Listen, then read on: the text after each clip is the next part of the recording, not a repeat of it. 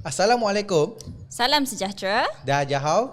Vanakkam. Dan bersama kita episod khas Kupasan keputusan 100 hari Naib Chancellor yang mana membincangkan point of view daripada mahasiswa Universiti Putra Malaysia. Ya, Izzul.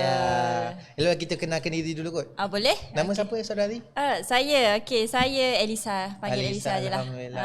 Okay. So minggu pertama ya? Ya, ini minggu pertama Bukan lah. muda intern Okay. Masih lagi tengok ni. Okay. Dan juga saya, panel orang kata minggu lepas kita jumpa. Dan hari ni kita akan bincangkan berkenaan dengan putusan 100 hari Naib Chancellor. Dan bukan kita saja, Elisa. Ya, kita ada betul. juga tetamu orang kata orang hebat UPM. So tanpa melengah masa kita perkenalkan. Silakan Fatin. Okay, terima kasih Izzul. Hai, Assalamualaikum semua. Saya Fatin Amirah binti Mamisha, merupakan Yang di-Pertua Majlis Perwakilan Pelajar bagi sesi 2022-2023 dan saya juga pada hari ini berperanan untuk memberi POV bagi pelajar degree. Okay, Zul. Kalau sebelah sana kita ada Fatin. YDP. Ya, YDP. Okay, sebelah Mention saya sikit. pula ni. Siapakah gerangan Tuan Hamba? Okey, bismillahirrahmanirrahim. Assalamualaikum warahmatullahi wabarakatuh. Terima kasih Izul dan juga saudari Elisa dan juga rakan panel saya malam ni, saudari Fatin. Nampak baju kurung malam ni. Okey, so saya Muhammad Nur Hadi Hamzah, tapi boleh panggil Hadi lah. Saya merupakan Majlis Perwakilan Pelajar, Sekretariat Siswaza 2022-2023 dan merupakan pelajar PhD UPM. Wow. Bukan biasa-biasa. Bukan biasa-biasa. Borneo kah? Borneo. Boleh bakal kau. Ini kali lah. Takut kita. Okey, baik. Kita dah kenalkan kita punya panel pada malam ni. Ya, betul tu. Kita nak panaskan enjin moderator. Ya. Juga Kita dia punya panaskan tajuk dahulu. ni. Alamak. Moderator jangan risau.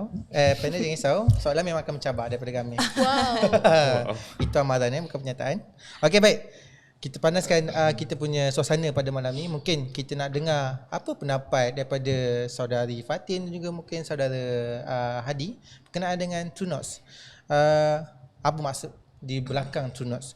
Adakah ia satu perkara menjadi cabaran kepada pelajar ataupun ia memberi satu meringankan pelajar di Universiti Putra Malaysia? Silakan, saya buka. Ladies first. Ladies first. Wow. Ladies. Abang memang gentleman. Saya menghormat. Abang Borneo kan? Ya, betul. Memang macam tu lah gig dia. Baik. Okey, bolehlah saya mulakan dahulu.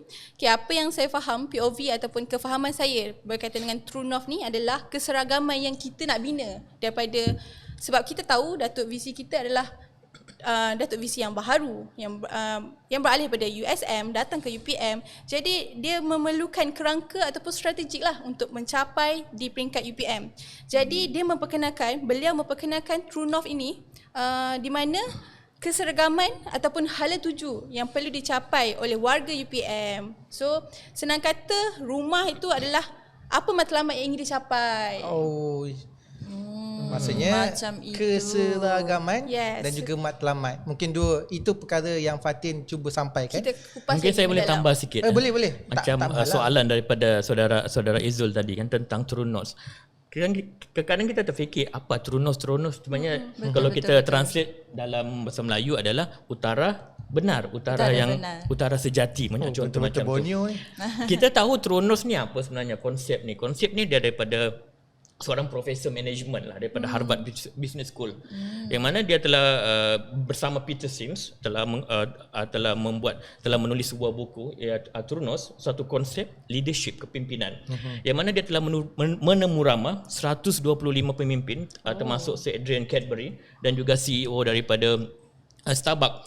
So antara yang menjadikan dia memberikan metafora lah, Elisa dan juga Izul. Metafora bagaimana True Notes ni adalah merupakan, sekiranya kita belayar ataupun di lautan lah, kita nak tuju ke satu tempat. Betul. Kita punya tujuan kita adalah kita nak memastikan bahawa kita sampai. Matlamat kita sampai walaupun ada badai ke, ada Betul. Cabaran. ada cabaran, betul. So jadi True Notes kita akan memastikan bahawa cabaran kita, cita-cita kita sampai. So saya teringat dalam walaupun saya tak habislah baca buku ni, tetapi buku ni dalam satu chapter, dalam 5 area, dalam chapter buku ni ada salah satu yang menjadi key point oleh Datuk VC kita adalah berkenaan dengan adalah dengan kita memberikan bagaimana kita membina support system kita. Betul. Dan support system kita seperti yang Datuk VC telah nyatakan pada amanat ketika itu adalah dia inclusivity, yang mana dia tidak akan meminggirkan semua start daripada pelajar, daripada staff sampai ke JPU dan juga LPU. So jadi yang menjadikan kekuatan Tronos ni adalah kita membina support system di semua staff, pekerja, baik pelajar pun, untuk kita memastikan adanya kita mencapai visi dan juga misi UPM. So maksud Hadi kat sini, dekat semua lapisan daripada student ke manajemen ke LPU ke JPU ke, memang ada peranan masing-masing, betul? Betul.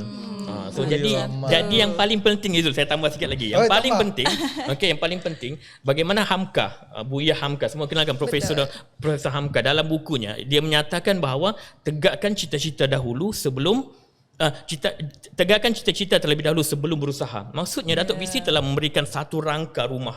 Betul. Cita-cita untuk memastikan seluruh inclusivity warga UPM untuk kita memastikan cita-cita ini tercapai. So apa yang Hamka telah katakan, tegakkan cita-cita terlebih dahulu sebelum berusaha. Apa lagi kata Hamka? Kalau hidup sekadar hidup, babi di hutan juga hidup. Betul. Kalau kerja sekadar bekerja, kera juga bekerja. So ini bagi memastikan tidak ada kata orang cakap tak serupa bikin. So apa yang Datuk VC telah berikan rangka dengan beberapa 6 teras tu untuk kita memastikan bahawa visi misi UPM selaras dengan apa yang konsep Tronos dan juga Malaysia Madani. Macam tu. Panas kan? Macam mana Zul? Panas Betul tak? lah, mentang-mentang daripada Borneo dia cerita pasal kapal tadi. Tak apa, Agi hidup, Agi ngelaban. Sampai ke destinasi, insyaAllah. InsyaAllah. So Alisa, soalan pertama pun agak Ya, saya dah rasa dah panjang dah. panas panjang. dia tu. Kita ada daripada Fatin, Hadi. Okey. Dan mungkin kita boleh pindah kepada Soalan seterusnya. Okey, perutusan 100 hari Naib Chancellor dan Amanat 2024. Okey, kalau kita tengok apa kaitannya dengan pelajar? Mungkin kalau kita tahulah, kalau kita tengok pelajar lain yang tak ambil kisah pun. Okey, apa kaitan dia?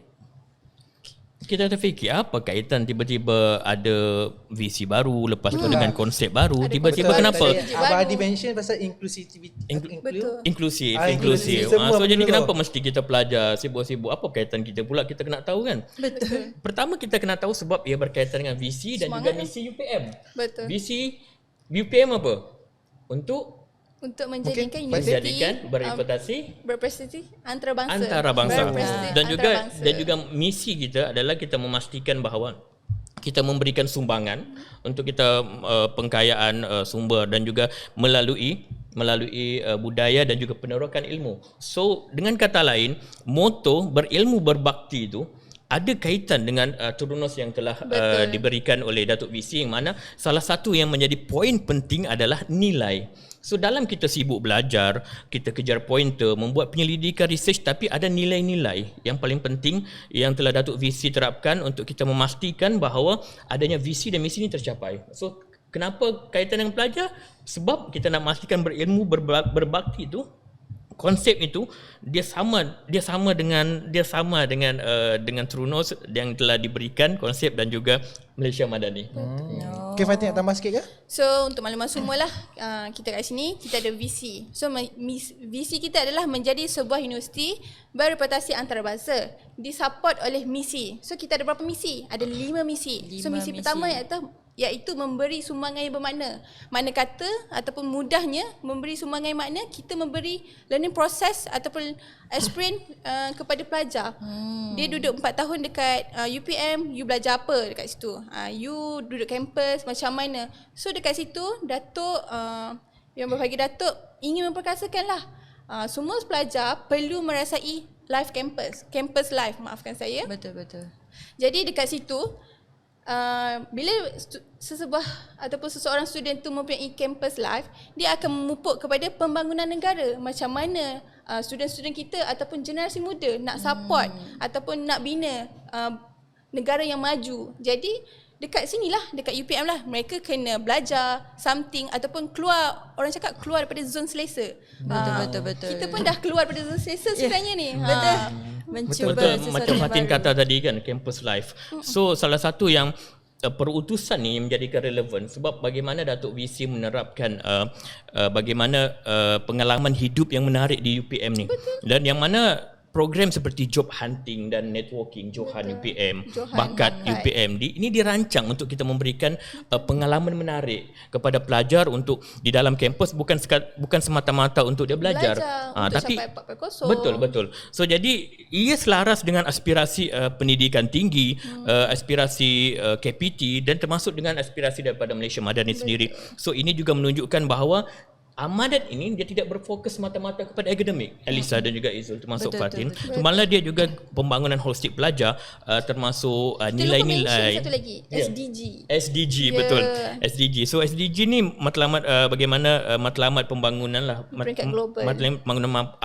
Pembangunan mampan. So itulah yang menjadikan kenapa dia sangat berkaitan dengan pelajar ni untuk kita memastikan hala tuju tidak sekadar akademik semata-mata tapi ada pengalaman campus life, pengalaman menarik untuk memastikan pelajar ni tidaklah jadi routine life, cow life daily macam pergi kampus, balik, tidur, kafe macam tu. Maksudnya pergi duduk universiti ni bukannya duduk hadap laptop siap assignment. Kita Betul. kena cakap ada live tu juga. Wow. Tulis confession UPM lah Kita ada dua tetamu yang sangat betul daripada hari ni Betul tu Izal. So kalau kita macam macam tadi cakap pasal campus life. So this contribution pelajar untuk dapatkan mencapai True Notes ni, saya rasa lepas daripada explanation tadi ada, bukan tiada. Tapi bagaimana? Soalannya bagaimana pelajar boleh contribute? Mungkin macam tadi kita ada job hunting, bakat dan juga sebagainya kan. Mungkin itu side daripada pelancangan pengurusan. Betul. Tapi pelancangan daripada student. Pelajar sendiri macam mana nak betul. menyumbang. Macam mana mungkin panel lah kita seorang boleh cakap pasal Hamka, seorang boleh cakap pasal pengurusan. Mungkin boleh jawab bagaimana pelajar ataupun student untuk involve sekali membangunkan kita punya True Notes berilmu berbakti. Silakan. Betul. Saya mula dulu lah. Okay, untuk Badi jangan memulakan ataupun memecahkan zon selesa seseorang student tu. Kenapa saya tersasul ni? Okay, untuk memecahkan zon selesa seseorang student tu, dia perlulah berani untuk mencuba sesuatu benda yang baharu. So mana kata kita bermula daripada bawah lah. Maksudnya you join college ke, you join maksudnya MPF join ke. semua aktiviti yang ada lah. Kalau Kita tak macam nak lagi, aktif tak berani lagi. Join je program-program kecil tu. Daripada situlah kita cuba gilapkan ataupun ajar mereka soft skill, macam mana pihak pengurusan, macam mana student ataupun mahasiswa bergerak dekat situ.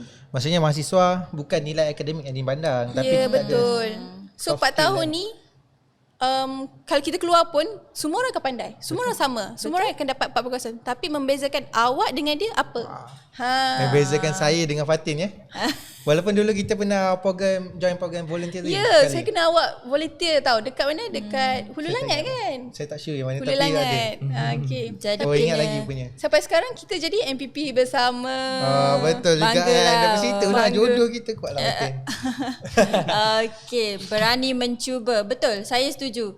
Kalau setakat hanya pergi universiti untuk belajar dan tak cakap mencungkil bakat yang ada, kita tak tahu sejauh mana kita boleh pergi. Macam saya sendiri, saya gugup sebenarnya nak bercakap ni dekat orang ramai, tapi beranikan diri. Jadi, betul. Zul? Mungkin nak tanya tambah sikit. Buya Hamka pun cakap ni fokus pada lelaki, bahawa umur dah matang, kena keluar merantau mencari ilmu. Betul. Dan juga biasakan diri dengan membaca dan juga menulis, belajar. Sifat ingin belajar. Ya, itu saya rasa salah satu kita kena fokuskan jugalah. Walaupun kita just join program sebagainya, tapi kita kena dapat intipati daripada setiap program tu. Macam volunteering, kita rasa macam pergi siapa-siapa je. Betul. Tapi apa yang kita dapat? Walaupun waktu tu lumpur, waktu tu time tu Taman Muda kan time tu? Hulu Langat kan? Hulu Langat.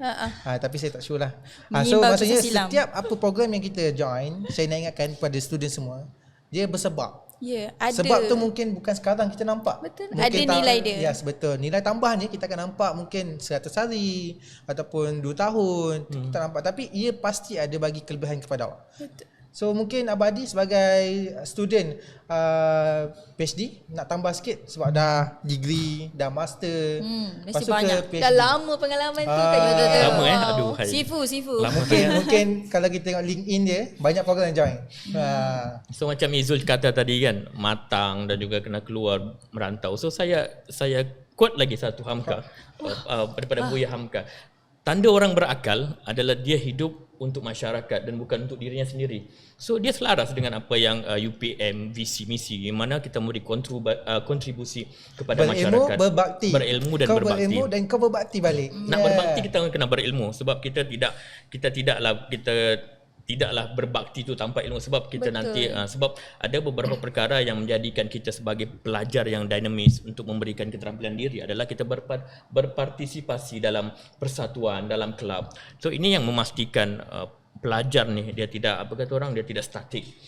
So dia sentiasa dia memberi contribution kepada dirinya dalam akademik dan juga contribution kepada masyarakat untuk memastikan dia adanya nilai tambah apabila dia keluar nanti. So dia tidak boleh bersosial, tidak boleh bergaul, sehingga kan dia seakan-akan macam bila nampak orang, bila suruh dia lari. So maknanya dekat sini dia boleh gilap soft skill dia dan keluar kepada komuniti boleh berbakti balik lah. Betul.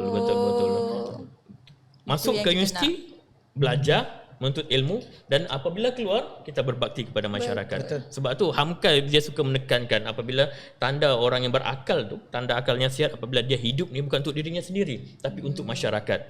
So hidup kita macam dalam Islam juga, dalam satu hadis sahih daripada Bukhari yang mana daripada Ibnu Umar, daripada Ibnu Umar, yang mana ketika itu Ibnu Umar berumur 12 tahun. Dia memegang Rasulullah memegang bahunya dan bersabda, kun fid dunya ka'annaka gharib. Tinggallah kamu di dunia sebagai seorang pengembara. So maksudnya nak bagi tahu Islam tu mengajar kita hidup ni tidak lama.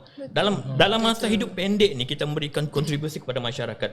Tidak sekadar kita mengumpul kekayaan berbilion-bilion dan juga tidak untuk diri sendiri, tetapi kita memberikan kontribusi sumbangan pada masyarakat yang menjadikan nilai tambah pada diri kita. Apa nilai tambah sebagai seorang muslim?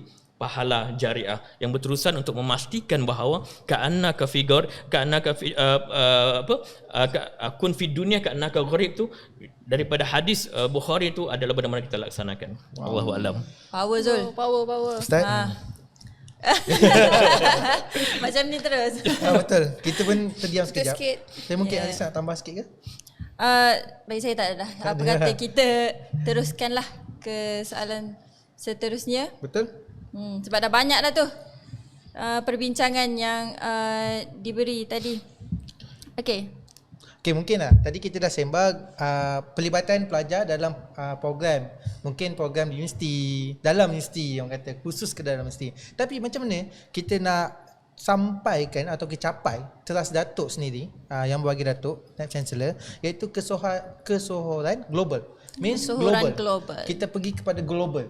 So, bagaimana dengan panel ataupun cadangan pendapat panel, bagaimana student kata keluar daripada kotak selesa ke global punya peringkat. Macam saya bagi contoh lah. Saya tengok mungkin kawan saya di UM sekarang dah ke Dewan ke USA untuk bincangan. Mungkin kita ada bekas MPP sebelum ni, N. Point Han yang pergi pada luar negara semua tu kan. So macam mana kita nak buka minda ataupun buka mata bahawa kita bukan sahaja buat program partisipasi program di peringkat universiti, tapi kita kena pergi keluar lagi untuk membawa kata nama UPM. Yes, nama UPM dan juga paling khusus sekali nama Malaysia. Silakan. Betul Izul apa Izul katakan tadi. Di UPM ni yang menariknya ada satu istilahnya mobility. Betul. Mobility ni yang memastikan Semua semua student itu. tak kisah dia majlis perkumpulan college ke, majlis perkumpulan pelajar ke, fakulti, dia layak untuk memberi join mobility. Mobility ni ke mana aja? For sure akan keluar daripada Malaysia kan. Betul. So itu daripada sudut untuk pelajar Prasiswaza, undergraduate, minta maaf. Okey, dengan izin lah kan. Jangan so, jadi tertukar. So jadi sebagai kami, untuk kita orang pula sebagai siswaza ni, kita akan ada conference luar negara. So pergi Kanada ke pergi Turki untuk ada di conference, kita bentang paper, kita bentang research. So ini akan menjadikan adanya pertukaran jaringan, kolaborasi penyelidikan, dan juga yang paling penting kita memahami budaya.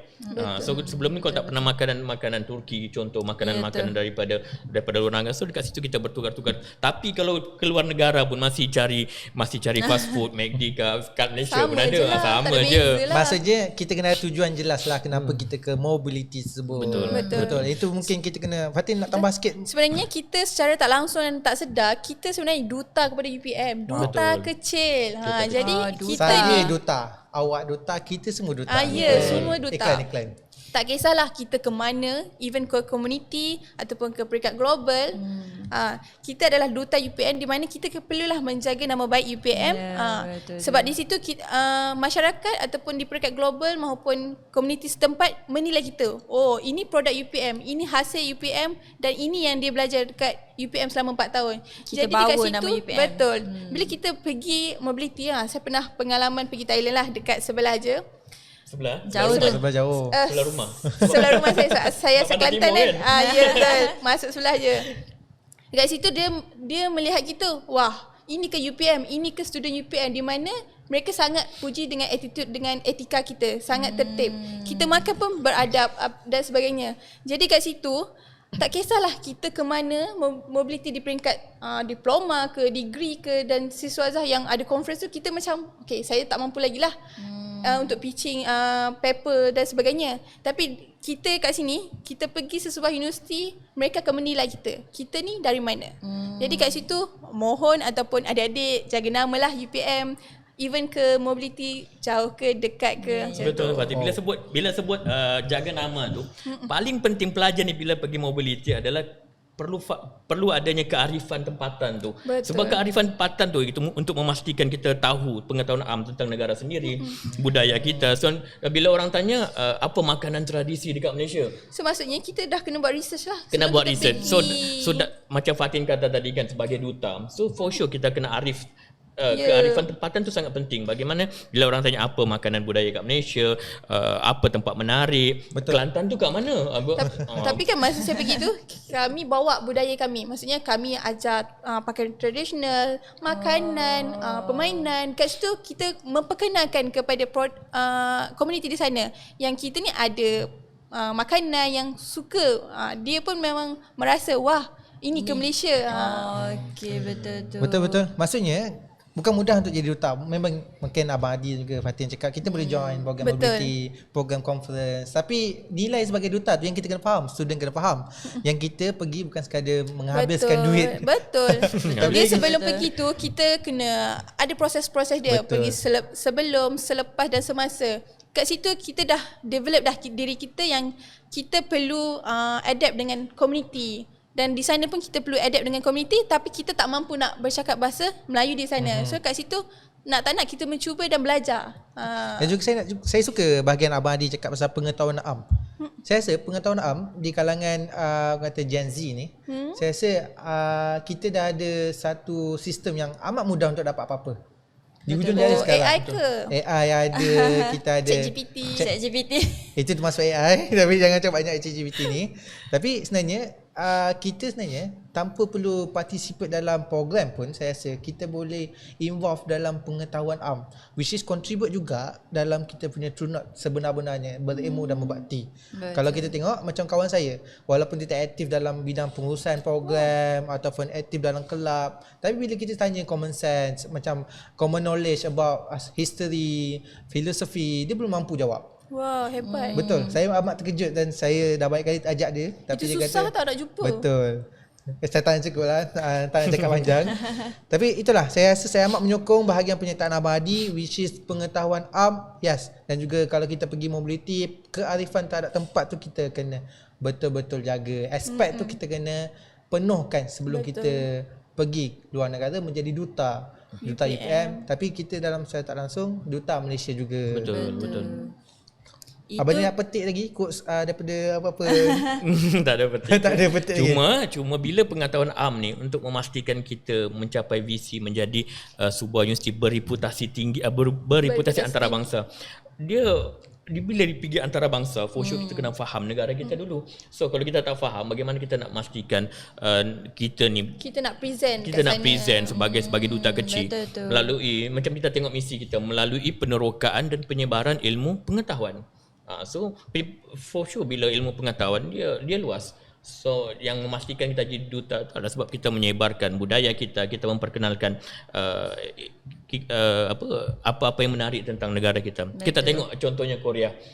Welcome to Samdalri, pernah tengok? Welcome to Samdalri. Dah tengok, dah tengok, dah habis dah. Saya Alhamdulillah. pun tak sempat lagi tengok. Dia mengangkat masyarakat jejak kan. Yang menariknya cerita-cerita Korea ni dia menampilkan budaya, salah satu makanan. Betul tu. Sebelum ni di akhir 80 90 tidak famous kimchi ni. Betul. Kimchi, tteokbokki, ramen. Takoyaki.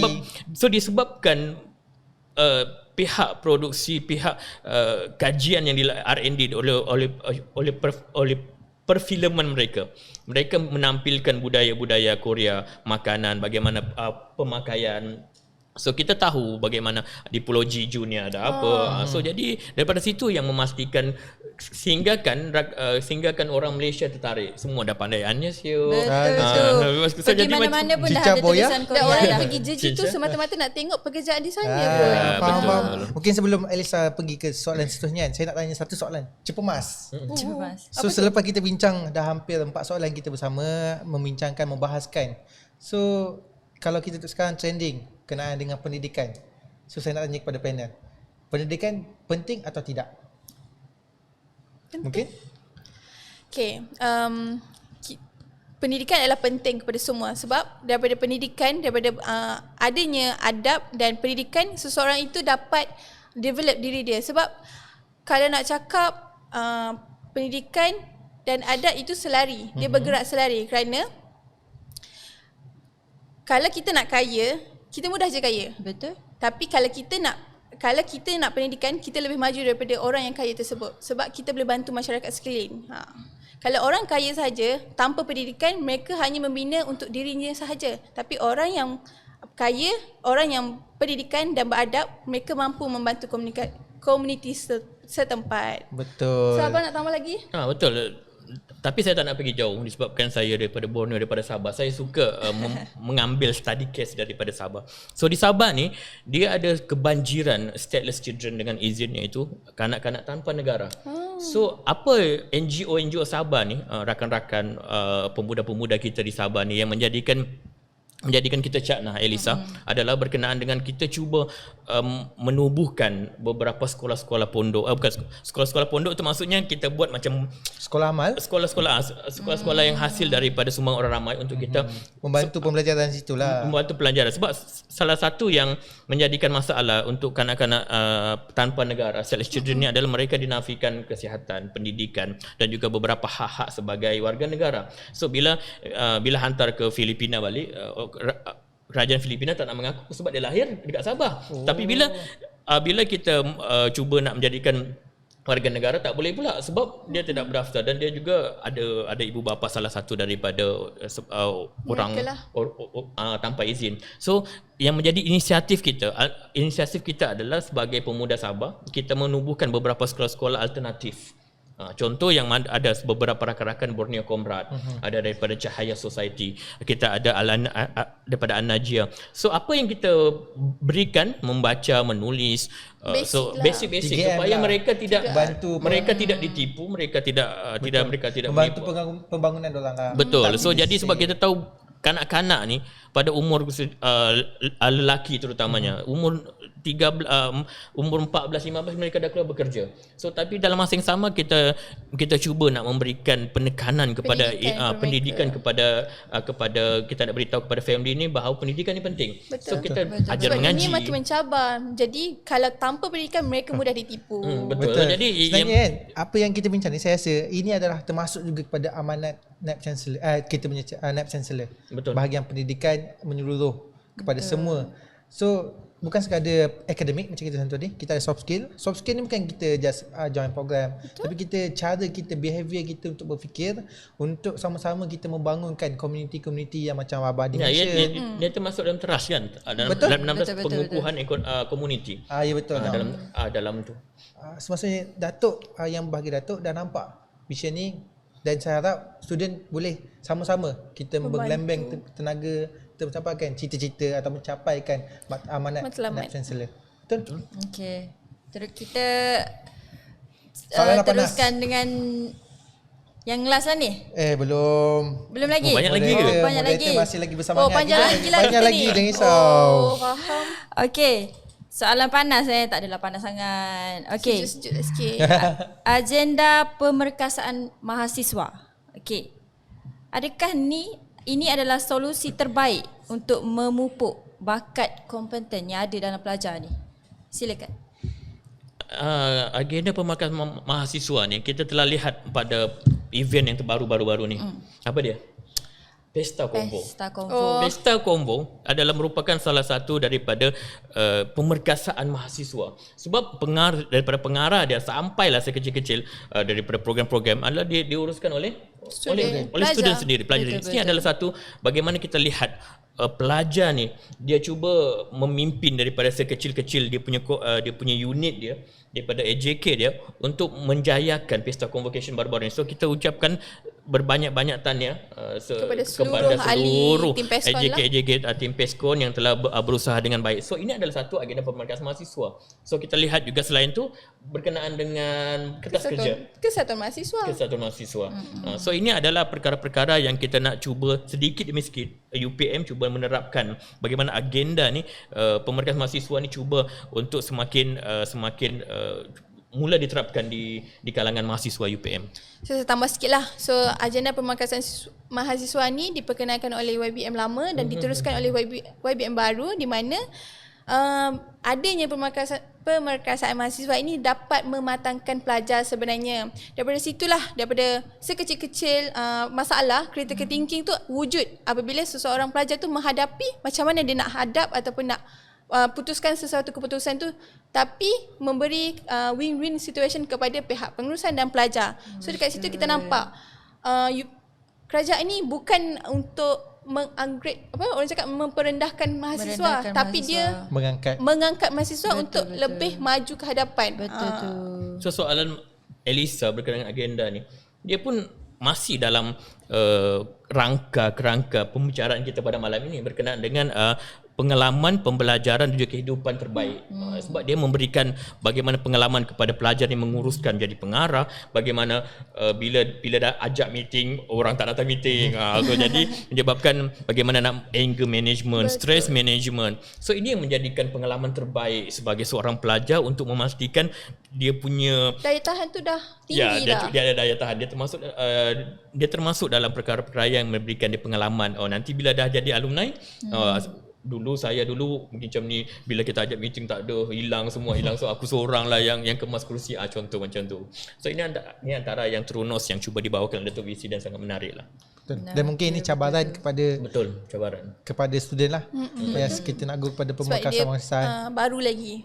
Cabaran tu sebab apabila dia jadi introvert. Bila introvert kita lantik dia jadi someone pengarah AJK semua. So dia dekat situ dia cuba nak macam mana nak bersosial, bergaul, cara public speaking dia untuk yang menjadikan dia cuba keluar daripada zone selesa macam Fatin katakan tadi. So Tapi ini saya bangga Tapi saya rasa- ahli PESCON kita ramai yang first year. Betul. Macam mana mereka boleh develop dia punya diri berbanding dengan senior-senior ni. So maksudnya dia memang dah keluar daripada zone selesa yang awal lah.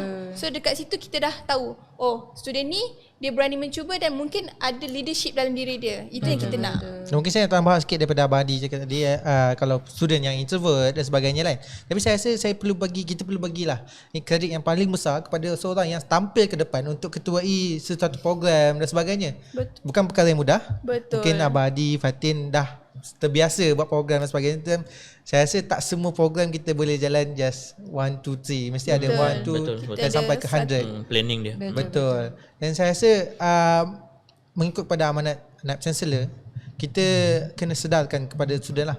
Walaupun benda ni kita cakap susah sekarang, tapi kita kena pentingkan juga nilai tambahnya akan membantu kita pada masa yang akan datang. Dan juga kalau kita tengok pada hala studi strategik, Naib Chancellor ada menyentuh berkenaan dengan pertanian, ataupun keterjaminan makanan. Betul. Satu perkara yang saya rasa amat bagus sebab kita tahu Malaysia mempunyai krisis yang saya rasa ada krisis berkenaan dengan makanan dan juga di mana yang berbahagi Datuk meminta ataupun memohon kepada pelajar untuk involve, bukan sahaja menyelesaikan perkara di universiti, malah perkara yang menjadi satu kata krisis kepada Malaysia sendiri. So kalau kita go on lagi so saya nampak True North ni agak kata satu perkara yang amat penting. Jadi ibarat macam kalau saya sempat sikit je lah daripada saya Sinek, ialah start with why. Dan juga True North ni adalah why UPM ada di Malaysia. Betul lah Abang Adik? Boleh sokong? Betul. Sebab macam keterjaminan makanan tadi, itu adalah DNA kita UPM. Pertanian, macam keterjaminan makanan. Betul. Makanan. So dia selaras dengan apa yang konsep Malaysia Madani tengah berjalan sekarang itu. Salah daripada 6 tu adalah kemampanan, kesejahteraan. So ini adalah antara-antara yang memang bukan kebetulan, dia memang kita punya macam Datuk Fizi kata bless. Yang mana kita ni misi kita yang cuba digerakkan melalui True North ni, dia selaras, sejajar dengan konsep Malaysia Madani sekali. So ini yang akan menjadikan kita seiring. Salah satunya adalah melalui kemampanan dan juga kesejahteraan tersebut. Mungkin nak tambah lagi, bukan sahaja Madani di peringkat nasional tapi global, SDG. Ya, betul. Betul. Kan betul kan? Betul. Sebab kita ada 17 SDG yang perlu dicapai oleh sesebuah universiti. Jadi usaha awal True North ni ada 3, iaitu keterjaminan makanan. So dekat bila Datuk Visi naik je di UPM atau datang ke UPM, first thing first yang dia buat ataupun beliau buat adalah keterjaminan makanan yang telah kita mulakan research ataupun kajian balik pada bulan Oktober. Jadi yang kedua adalah kekuatan pertanian dan perhutanan. Sebab kita tahu UPM ada hutan simpan Betul. sendiri. Kita ada Sispac. ada isu hangat ya pasal berkenaan Sispac. Nak celup kaki. Di mana tu? Tak boleh Di celup mana kaki. tu? Hulu Legun lah. Hulu Legun. Kita pun kena mintaan kelulusan. Betul. Sebab itu khazanah ataupun harta UPM yang kita perlu jaga. Jadi tanggungjawab bersamalah, nak masuk kena ada permission dan sebagainya, dan perlulah menghormati khazanah yang kita ada untuk dijaga. Okey, betul tu. Okey Zul, macam mana kita? Last. Macam mana kita? Dah. Saya rasa satu last lah. Last lah. Kita kita minta pandangan atau pendapat orang kata daripada hati nurani setiap panel dan kita akan teruskan lah. So saya mula dululah. Wah, dah mula lah. Nah. Excited. Amanat Part YDP. Amanatnya. Okey. Okay, untuk Silakan Fatin. pada pandangan saya, perutusan 100 hari Naib Chancellor dan Amanat 2024 ni sangatlah, orang cakap, bagus. Kalau kita lihat pada di Dewan Besar ketika itu, ramai pegawai-pegawai kanan, pegawai lecturer yang datang. Tapi invoice daripada student tu mungkin kita akan tingkatkan lagi kerana student perlu tahu. Sebab setiap lapisan yang ada di UPM mempunyai peranan masing-masing. Betul, Tak kiralah betul. you student ke, you pensyarah ke, you pengurusan ke, memang ada peranan untuk membentuk ataupun nak kata sepakat untuk capai True North ni. Jadi pertama kali saya mendengar ucapan ataupun amanat Datuk VC, saya sangat teruja kerana apa? Dalam masa 100 hari beliau berada di sini, beliau mampu merangka sesebuah hala tuju yang jelas kepada UPM yang kita perlu capai pada tahun 2050. Kat situ kita dah nampak long term punya susunan ataupun strategi yang UPM perlu ada pada 2050. So saya sangat berbangga, mungkin di peringkat kita boleh memudahkan lagi pelajar untuk faham apa itu True North. Okay. Ya, okey. Itu dari Fatin lah. Dari Hadi pula. Okey, kita patah balik fikir True North bahawa kita kena sedia maklum bahawa dalam hidup ni kita kena ada tujuan. Betul. So dalam konteks UPM, tujuan kita adalah melalui kita punya bagaimana True North ni cuba memandu kita supaya apa saja cabaran, apa saja yang cuba mengganggu gugat kita still on track untuk kita memastikan visi dan misi tercapai. Sebagai seorang Muslim, kita pun ada True North kita. True North kita apa? Wa ma khalaqtul jinna wal ins illa liya'budun. Surah Az-Zariyat ayat 56. Yang mana kita lihat bagaimana kita lihat True North kita ada, kehidupan kita adalah untuk beribadah kepada Allah. Betul. Dan tak ada cara lain lah selain kita beribadah kepada Allah. Sebab tu diberikan dalam satu hadis Bukhari juga, nikmatan maqbulun fihi ma katsirun minan nas as-sihhatu wal faragh. Bagaimana seorang Muslim ni dalam memastikan True North dia beribadah tu sentiasa mencukuri nikmat-nikmat sihat, nikmat masa lapang. So sebagai dalam konteks UPM semula dalam True Notes ni ialah satu metafora yang diberikan untuk kita memastikan bahawa adanya hala tuju, kompas nilai dalam diri kita, dalam pelajar, dalam staf dan seluruh warga UPM, nilai-nilai yang bukan sahaja dalam bidang akademik, pentadbiran, tetapi ada nilai-nilai untuk kita memastikan sebagai manusiawi untuk kita hidup, bukan untuk diri sendiri tetapi untuk masyarakat. Allahu a'lam. Allahu akbar, subhanallah. Zul, berapa hadis dah keluar malam ni? Allahu akbar. Rasa berada di sebelah ustaz. Allahu akbar. Bukan sangat ustaz lecture. Tabarakallah. Betul. Kita tapak kuda dah sampai. Okey. Bila dapat kita dapat kuda? Kuda. Masya-Allah. So Coklat sebenarnya saya amat berminat dengan hujah yang diberikan oleh Fatin, Abah Hadi dan juga sebenarnya True Notes ni bukan perkara asing pada kita sebenarnya. Betul. Macam abang ni cakap, kita sebagai seorang Muslim, bukan sekadar Muslim, agama lain pun. Agama lain pun ada satu matlamat tujuan. kehidupan di muka bumi tersebut. Maksudnya setiap orang ada peranan yang berbeza. Betul. Tapi di UPM peranan kita True Notes. Untuk kita Tercapai ringkaskan. True North tu. Prinsip dia adalah hala tuju jelas dan Hala juga ialah tuju berasaskan hasil. Betul. Betul. Jadi saya suka yang Hadi cakap tadi. Suka yang why. mana? Bukan. Kena ada why. Jadi kepada pelajar tu, cubalah keluar dari zon selesa. Cuba benda baru. Okey. Dengar tu, Elisa cakap walaupun tak banyak tapi InsyaAllah. tepat. Okey. So mungkin sampai situ je untuk Dah habis dah? Dah. Dah habis. Nampaknya ada yang meminta. Mungkin episod seterusnya. InsyaAllah. Betul. Kita jemput lagi. So maksudnya okey, saya rasa itu saja untuk malam ni Okey. sebelum jadi lebih mengarut. So terima kasih saya ucapkan Kepada kepada pernah ucapkan terima kasih kepada Izul dan juga Oh. Elisa sebab menjemput kita. Sama-sama. Ya, betul. macam Terima bertukar kasih. kerja lah. Terima kasih Izul, terima kasih Lisa jumpa Oh, kami. first time cakap terima kasih kat saya. Terima kasih kat Sama-sama. Fatin juga lah Amboi. bersama-sama malam ni.